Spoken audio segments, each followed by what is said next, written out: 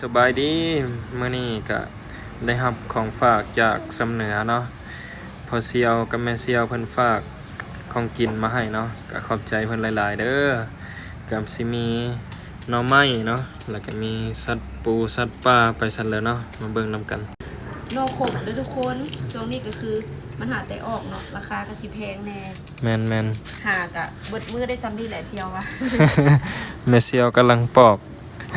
เด้อขอบใจเซียว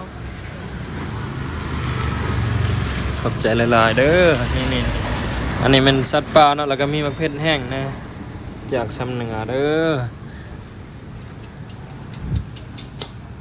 กะสิมีกระหอกมีหนูว่าซั่นอันนี้ก็ยัง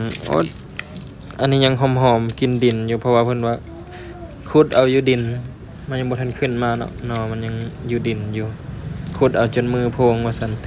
จังไดก็ขอบใจหลายๆเด้อนี่หนอขาวมาแต่ดินเลยเด้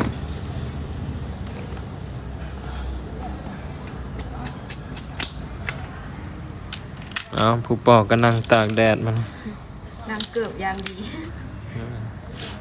ขอบใจหลายๆคลิปนี้ลาไปก่อนเด้อบ๊ายบาย